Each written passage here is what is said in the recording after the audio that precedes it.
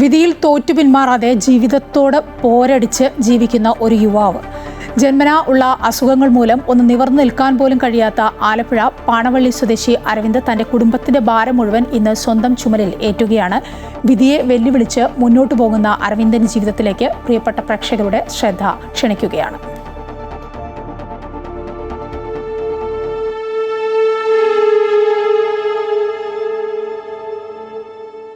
ഇടുങ്ങിയ ഈ മുറിക്കുള്ളിൽ ജീവിതത്തിൻ്റെ വിശാല ലോകം സ്വപ്നം കാണുകയാണ് അരവിന്ദ്.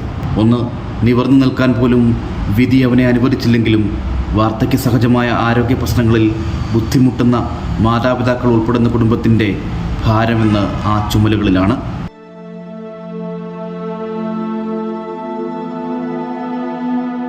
ജന്മനാ ഉണ്ടായ അസുഖങ്ങൾ മൂലം നടക്കാനാകാത്ത അരവിന്ദിന് എഴുന്നേറ്റിരിക്കുവാനും പ്രാഥമിക കാര്യങ്ങൾ നിർവഹിക്കുവാനും മറ്റൊരാളുടെ കൈത്താങ്ങ് അനിവാര്യമാണ്. പ്രായം ചെന്ന അമ്മയാണ് പ്രധാന ആശ്രയം. വരുമാനമെന്ന പേരിൽ ഉറച്ച ഒരു ഉറവിടവുമില്ലാത്ത കുടുംബത്തിൻ്റെ അവസ്ഥ ദയനീയമാണ്.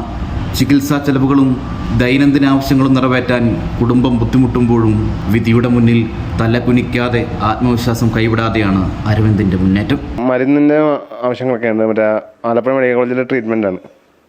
അപ്പോൾ അതൊക്കെ കൂടെ ആയിട്ട് ഒരു വരുമാന മാർഗ്ഗം ഇല്ലാത്തതുകൊണ്ടാണ് ഇതിനു വേണ്ടിയിട്ട് പ്രവർത്തിച്ചത്. 2-3 സുഹൃത്തുക്കളുടെ ഐഡിയ പ്രകാരമാണ് ചെയ്തത്.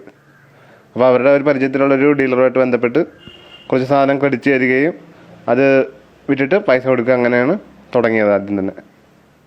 അപ്പോൾ കുറേ ആൾക്കാരുടെ സപ്പോർട്ടിൻ്റെ മേലാണ് പോയിക്കൊണ്ടിരിക്കുന്നത് ഇപ്പോഴും. കുറച്ച് സുഹൃത്തുക്കളുടെ കരുതലിലാണ് വീട്ടിൽ നിന്ന് ചെറിയ രീതിയിൽ മുണ്ട് വിൽപ്പന ആരംഭിച്ചത്. വിവിധയിനം മുണ്ടുകൾ ആവശ്യക്കാരിലേക്ക് കൊറിയർ വഴി എത്തിക്കുന്നു. ഈ ചെറുകിട കച്ചവടമാണ് ഇന്ന് കുടുംബത്തിൻ്റെ ഏക ആശ്രയം. സുഹൃത്തുക്കളുടെ കരുതലിലാണ് ഇഴഞ്ഞു നീങ്ങി ഈ വ്യാപാരവും മുന്നോട്ട് പോകുന്നത്. കണ്ണുനീരിനും കഷ്ടപ്പാടുകൾക്കും നടുവിൽ ഒരു ചെറു പ്രതീക്ഷയുടെ വിളക്കായി ഈ കച്ചവടം മാറിയിരിക്കുന്നു. ഇത് മുന്നോട്ട് കൊണ്ടുപോകണമെന്ന് ആഗ്രഹമുണ്ട്. അപ്പോൾ അതിനുള്ള ഒരു സപ്പോർട്ട് എല്ലാവരും കിട്ടണം. അതാണ് നമ്മുടെ ഒരു ആവശ്യം. പ്രായമായ അച്ഛനാണ്, പിന്നെ എനിക്ക് വയ്യാത്തതുകൊണ്ട് വേറെ ജോലിക്കൊന്നും പോകാൻ പറ്റാത്തതുകൊണ്ട് ഇതുകൊണ്ടാണ് ജീവിച്ചു പോകുന്നത്. അപ്പോൾ ഇത് മുന്നോട്ട് കൊണ്ടുപോകണമെങ്കിൽ എല്ലാവരുടെയും ഒരു പിന്തുണ അത്യാവശ്യമാണ്. എല്ലാവരുടെയും സഹകരണങ്ങൾ അഭ്യർത്ഥിക്കുന്നു.